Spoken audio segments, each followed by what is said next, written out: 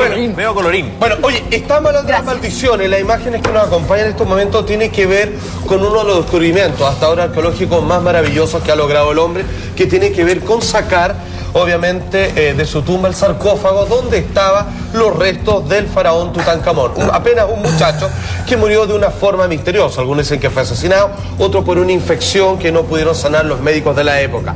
Pues bien, ¿qué es lo que ocurre? Tenemos a Lord Carnarvon, que es el hombre que dio con este descubrimiento. Este hombre, siguiendo mapas antiguos, digamos, apoyándose en leyendas populares, digamos, lo que le decían los locales, de repente descubre, se da cuenta que acaba de descubrir la tumba de uno de los faraones más míticos y emblemáticos del antiguo Egipto. Marzo de 1923. Exactamente. Solo vivió 3 o máximo 4 meses después, Felipe. ¿Sabes qué le ocurrió? Este hombre, que era carneperro, es un arqueólogo, piensen en Indiana Jones, un hombre que se mete en países exóticos, no teniendo las vacunas adecuadas, contrayendo todo tipo de enfermedades después que el hombre era capaz de expulsar con su propio sistema inmunológico, de pronto lo pica un mosquito que le llama la atención, fíjate, porque fíjate que él lo tiene en la cara y él lo deja estar, le dice, ay, sácame la foto, así que divertido, mira un mosquito. El mosquito se va, pasa al olvido y un día este hombre rasurándose, obviamente como navaja, como obligaba de rigor en la época los machos recios, se pasa a llevar la herida. Nadie se explica por qué, porque es algo bastante común que uno se pasa a llevar, sí, y el típico el papelito confort que uno se pone. Exactamente. El hombre murió de una infección fulminante que nadie pudo detener. Se provoca esta infección y a los días este hombre falleció de golpe y porrazo, que todos trataban de dar una explicación que era por la infección de esta picadura de mosquito, siendo que los picados fueron todos, pero nadie más se vio afectado como el descubridor de la tumba de Tutankamón. Todo, o sea, el pasado por todo. En esa época fiebre extraña, digamos, en países que no correspondían a la zona de seguimiento, por una tontera, por afeitarse. No es menor el caso de su hermano. Comienzan a excavar la tumba de Tutankamón y está la piedra final, vale decir, una vez que la derriben, al otro lado va a estar el sarcófago con el joven faraón. Llegan al final y Lord Carnarvon, el que murió obviamente por la afeitada, le dice a su hermano, venga para acá, agarra esta picota, usted tenga el honor, pégale un tortazo, digamos, a esta muralla y bótelo. Lo bota y todo, aplaudió toda la cuestión. ¿Qué pasó? Este hombre volvió a Londres y 2 días después de que muere el hermano, este tipo de repente le viene una enfermedad, una fiebre, viejo, que nadie pudo explicar. Fulminante. Y en su cama, postrado, sin que nadie pudiese hacer nada, ni bajarle los no sé cuántos grados de fiebre que lo atacaron, digamos, obviamente murió. Ahora, esto no termina aquí, porque ellos estuvieron cercanos. De hecho, hay una teoría que dice explicar por qué toda esta gente murió, pero claramente no puede explicar por qué murieron los siguientes personajes. Oye, pero pero con la guata más. ¿Quiénes son ellos? ¿Cómo murieron? Bueno, yo le digo, espérenme un tantito así porque tenemos mucho. No, nada que ver. No. Salfate, por favor, no. Le llegó la maldición a Salfate. No. Perdón. ¿Podemos seguir y no ir a comerciales? Yo le pido. ¿Se puede o no? ¿Se puede o no? Sigamos. Ya, Pablito, bueno, se puede, ya. Estamos, se puede esto. Bueno, ok. Ay, Salfate, tú tan huevón. Antes quiero leer. Antes quiero leer lo que estaba inscrito, obviamente, en la tumba de Tutankamón. Dice así, abro comillas: la muerte, sin perdón, golpeará con su arma a aquel que turbe el reposo del faraón. O sea, sin perdón ni olvido. Tú te metes acá, tú interrumpes su sueño eterno y sonaste. ¿Saben qué ocurrió? Cuando finalmente trataron de investigar, y hasta el día de hoy, pero se barajan una cantidad tremenda de teorías, porque todavía no logran dar con la explicación de las muertes de estas personas. Le han hecho exámenes de ADN, de los pocos y nada de resto que quedan de las personas. Dicen que cuando abrieron el sarcófago habría algo en fecas de animales, de ratas, de antiguas criaturas que quedaron vivas ahí a nivel bacteriológico, que obviamente al inspirarla o hacer contacto vía dermis con las personas que violaron la tumba como del faraón. Como una suerte de virus santa. Como es una especie de virus santa, exactamente. Es como abrir una casa abandonada por mucho tiempo y murieron. Pero eso no explica 2 cosas. No explica que solo haya afectado a aquellos que fueron responsables de la misión arqueológica y no de los que estaban simplemente ayudando, mirando y que eran del lugar. Y tampoco explica cuando esta exposición, que obviamente fue llevada a Europa y pasó por Inglaterra, pasó por Francia, ¿saben qué ocurrió con los directores de los museos y solo con los directores? ¿Qué? Murieron una vez más de una insólita fiebre que nadie pudo explicar y solo los directores, vale decir, aquellos responsables que abrieron las puertas, aquellos que tenían el poder de decidir si la tumba del faraón era exhibida o no. No los hombres que barrían al lado de la tumba, aquellos que eran encargados de asear, digamos, el sarcófago, sino aquellos que tomaron la decisión de exhibir el cuerpo posterior a la exhumación, obviamente, del cadáver de Tutankamón. Y que buscaban lucrar de alguna manera. Y que buscaban lucrar, obviamente, con el linaje de los grandes monarcas del antiguo Egipto. De hecho, Moisés, digamos, derrotó a uno con el poder de Dios. Y ahí viene la historia del monte Sinaí, la apertura del Mar Rojo y todo lo demás.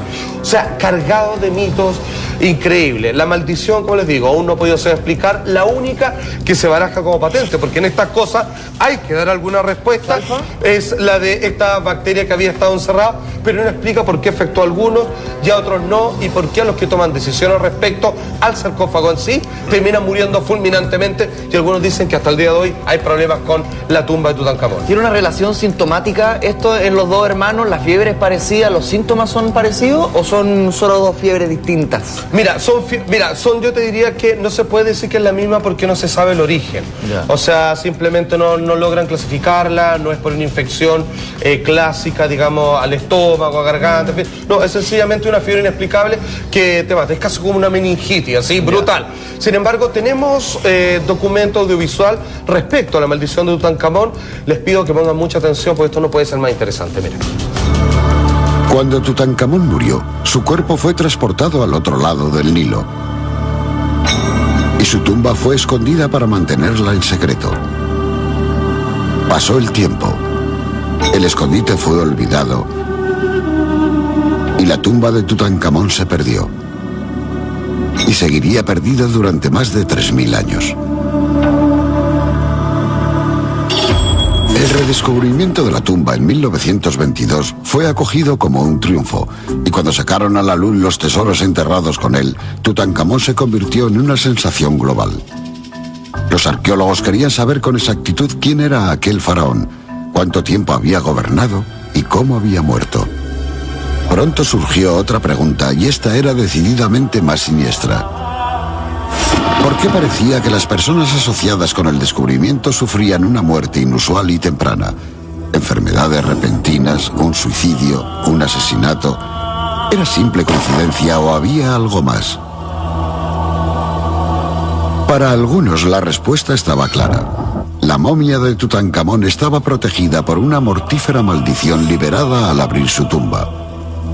Tal cual como decía, obviamente, el cartel, que aquel que molestara o turbara, exactamente como dice el sueño eterno del faraón, como vemos el caballero que fue el primero en morir, obviamente iban a ser despachados inmediato con el arma de la muerte, cartel, así con el asadón, la pelá, la parca. Es una especie de epitafio, un cartel, en realidad es una profecía, finalmente. Exactamente, es como una advertencia. Claro, es como cuidado con el perro, Cuidado con el como perro, no cruce, dice claramente dijimos eso. que cualquier persona... Sin embargo, ellos violaron la tumba y ya ven los resultados. ¿Ha vuelto a suceder? Ha vuelto a suceder, dicen. No tengo detalle específico, pero dicen que aquellas personas que siguen de alguna manera tratando, digamos, y decidiendo respecto al transporte de este sarcófago, generalmente les cae alguna mala suerte de frente. ¿Y qué pasó con la película, Salfate? Bueno, aquí viene una cosa maravillosa. Para todos los amantes del cine de terror, este clásico de los años 80 va a tener un remake. Estoy hablando de Poltergeist.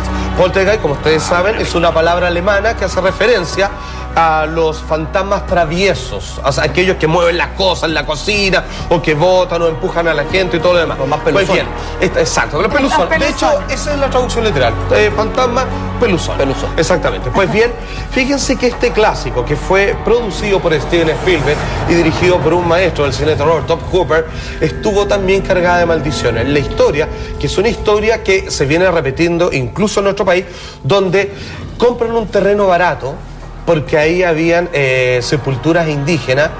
Viejos se pasan por buena parte, digamos, todos los respetos hacia las antiguas culturas folclóricas de un país. hacen casa y obviamente los fantasmas de los que ahí están sepultados no descansan en paz y comienzan a molestar a toda comunidad. En el caso particular de esta película, a una familia que se comunican a través de una niñita. ¿Por qué Poltergeist no es casual en su investigación? Es porque al parecer estos fantasmas traviesos ocupan el exceso de energía que tienen los preadolescentes y los niños, obviamente, y se nutren, digamos, de esta vitalidad para manifestarse. Bueno, fíjense que hay una maldición respecto a la película y ya hay una nota que lo explica. Atención, esto pasó a todos los que en ella participaron. El film, dirigido por Tobe Hooper, está considerado como uno de los más terroríficos jamás rodados por varias listas de películas de miedo estadounidenses. La cinta siempre ha estado perseguida por una especie de maldición traducida en diversos sucesos dramáticos que acompañaron el rodaje. Lo más alarmante es el número de miembros del equipo que fallecieron durante los 6 años que pasaron desde que se inició el rodaje de la primera hasta que culminó 6 años después con la tercera parte. El actor Will Sampson murió en 1987 por complicaciones tras una operación de corazón. Su compañero Julian Bell lo hizo en 1985 debido a un cáncer de estómago. Dominique Dune, que interpretaba a Dan en el film original, murió con solo 22 años estrangulada por su exnovio. Para sorpresa de todos, la niña protagonista de la película, Heather O'Rourke, falleció de una parada cardíaca tras un error médico al ser diagnosticada con una enfermedad que no tenía. La pequeña que había participado en las 3 películas tenía solo 12 años. La película se declaró definitivamente como maldita. Casi muere un niño por culpa de un fallo mecánico en los payasos de juguete. Al parecer uno de los robots tenía que detenerse antes de llegar al joven actor, pero no lo hizo y estuvo a punto de asfixiarlo. Para colmo, una de las actrices se sintió mal, lo que provocó una parada en el rodaje. Pocas horas más tarde recibió una llamada en la que le informaban de que su madre había muerto. Muchos opinan que utilizar esqueletos de verdad en el rodaje pudo crear una mala energía que desencadenó en varios sucesos dramáticos. Obviamente, maldiciones surtidas sufrieron todos aquellos que participaron en el rodaje, tanto delante como detrás de cámara, de la película de Poltergeist, que para todos los fanáticos del terror ya se viene un remake que dicen que es espeluznante. Del terror. Se viene, bueno, del terror. Bueno, fíjense que obviamente hay una maldición que a mí es la que más me fascina, porque bueno, de pequeño yo hice muchas artes marciales y yo era un fiel seguidor de Bruce Lee. Cuando él muere y comienzo a leer el libro de su biografía, yo hago un calce que posteriormente, con la muerte de su hijo Brandon Lee, digo, a ver, acá hay algo que es increíblemente coincidental y que tiene que ver, parece el producto de la maldición. Si usted no lo sabe, Bruce Lee, que es uno de los grandes artistas marciales de todos los tiempos, que inventó su propio método de lucha, el Jeet Kune Do, que significa el camino o la vía del puño que intercepta, que es una simplificación del Kung Fu, algo muy concreto. Él además fue titulado en la Universidad de Seattle en filosofía, no era un cabeza de músculo, era un hombre intelectual que trataba de llevar la filosofía oriental al mundo de Occidente. Es casi un embajador cultural como no existió más. ¿Cuál es el problema? Como él comenzó a enseñarles Kung Fu, artes marciales, a los norteamericanos, salieron los grandes patriarcas y sabios que estaban instalados en Estados Unidos y dijeron: tú no puedes enseñarles nuestros secretos tradicionales a los occidentales. Ellos nos tienen como ciudadanos de tercer nivel, ellos no ocupan, obviamente, para pegas, digamos, que ellos desprecian. A los ciudadanos del Imperio Yanqui. Exacto, se burlan de nosotros, claro, cuando nosotros tenemos miles de años de tradición. No vas a ser tú quien más encima les regale el secreto de nuestra lucha, producto del budismo chano y todo lo demás. Y él dijo: hagamos una cosa, yo reto al mejor luchador de ustedes, ahí estamos viendo al padre, a la izquierda y a la derecha su hijo Brandon Lee. Le dijeron: te retamos una lucha. Si tú vences, Bruce Lee, tú puedes enseñarle al que quieras. Si nosotros ganamos, tú no le enseñas a nadie más. Bruce Lee, con el método que había inventado, logró vencer, obviamente, al hombre que los patriarcas, exacto, que le habían colocado. Claro. Y aquí viene lo complicado. Dice la leyenda y un mito que no se puede confirmar del todo, que le pegó con un famoso golpe que es conocido como la palma de hierro, que es un golpe que se pega en el pecho y que va directamente a afectar parte de los órganos internos y que en un plazo determinado comienza a deshacer parte de tus funciones, digamos, de órganos como hígados, digamos, pulmones, etc. Y hasta llegar el golpe parecido cerebro. De la película Kill Bill, Exactamente. cuando Uma Thurman le pega. De hecho, no es por nada, es un homenaje. Exactamente. Es una cita, claro. Es un golpe. Bueno, entonces él sabe que está afectado por este golpe y sabe que cualquier cosa puede pasar. No es casualidad, entonces, que él comienza a dedicarse más a la meditación, tratar de sacarse esto. ¿Cuál es? Llega la última película. ¿Qué es lo que sucede? Se llama El Juego de la Muerte. Mira cómo se llama el título de la última película de Bruce Lee. ¿De qué se trata el argumento de esa película? Es que a Bruce Lee, el personaje de la película, lo quieren matar. Pero como es tan popular, no hayan cómo hacerlo. ¿Cómo lo logran finalmente? El personaje de Bruce Lee, en su última película, El Juego de la Muerte, interpreta a un actor de cine que en algún momento él sale, esta es la escena de la película, dentro de la película, sale corriendo y varias personas le disparan con rifle, pero una de esas balas era de verdad. Y obviamente lo mata instantáneamente y después él tiene que simular su muerte para volver. Años después, su hijo, Brandon Lee, que, oye, algunos lo consideran mino, lo pueden recordar por imágenes del Cuervo, en el momento preciso, en la escena donde él muere. Fíjense que era buena actora, o sea, tenía lo suyo, era tremendamente atractivo con las chicas. Ella es la mezcla entre Chino y Linda, que es una norteamericana clásica, rubia, que era la esposa de Bruce Lee, y era, fíjate, que un artista marcial tan completo como su padre. Bueno, él está filmando El Cuervo, basado en el cómic del mismo nombre, y él es un hombre que fue asesinado junto con su novia y él vuelve de la muerte para vengarse de los mafiosos. Los mafiosos están en una mesa disfrutando, digamos, de las canallas que hicieron ese día y se para arriba de la mesa Brandon Lee que dice: he vuelto de la muerte para vengarme. Y todos dicen, sacan las pistolas y le disparan. Supuestamente a las balas no le hacen nada, las aguantan. Pero una de esas balas, inexplicablemente, al igual que el argumento de la última película de su padre, Bruce Lee, era de verdad. El balazo le cae perfectamente en la cara, cae desplomado para nunca más levantarse porque su muerte fue instantánea. Curiosamente, y una vez más, nadie fue procesado, la investigación no arrojó ninguna conclusión, simplemente no hubo culpable y sigue siendo un misterio hasta hoy. El hijo de Bruce Lee murió en la vida real en una película, al igual que su padre, según el argumento de su último film, que era una película dentro de otra. O sea, viejo, se me van a parar los pelos. Sí, o sea, sí. es una cosa realmente escalofriante. O sea, si eso no es una maldición. Ojo, en la biografía se ve, el papá de Bruce Lee pensaba que su hijo, cuando nació, asentó el Feng Shui, que su hijo iba a ser muy famoso, pero que tenía una maldición, él decía, que lo iban a perseguir, que le iban a hacer la vida imposible y que lo iban a matar de mala manera. Eso lo sabía y está en la película Dragón, interpretada por Jason Lee.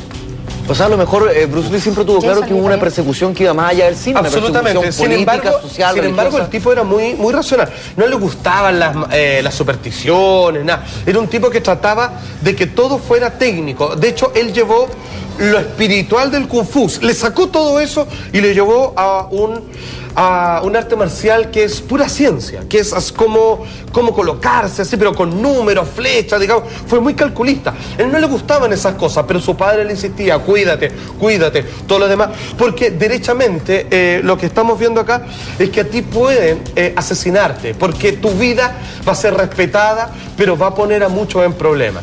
Y él decía, papá, y el papá, y en la película se ve, donde él iba, le colocaba estos hexagramas, ¿cierto? Del Feng Shui. Se los colocaba, exacto, el I Ching. Se los colocaba en la ventanita y todo. Y él, propio Bruce Lee, decía que soñaba, digamos, con un guerrero que venía a atacarlo constantemente. Fue como murió, y si el argumento de su última película fue como años después terminó dándose en la muerte de su propio hijo. Es una muerte lamentable en ambos casos, y no deja de estar cargada de tremendo misterio. Casualidad, son demasiadas cosas las que coinciden. Son demasiadas. Oye, en territorio nacional, y hablando de un emblema, digamos, de las maldiciones de nuestro país, la Quintrala, ¿qué tipo de maldiciones presenta? Infórmanos.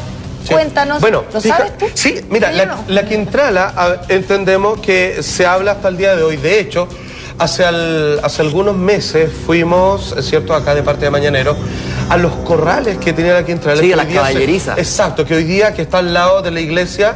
¿Cuál es su nombre, Felipe? La iglesia... La que está ahí en San Antonio. ¿A dónde está el Cristo Mayo? El Cristo de Mayo. La iglesia de Mayo.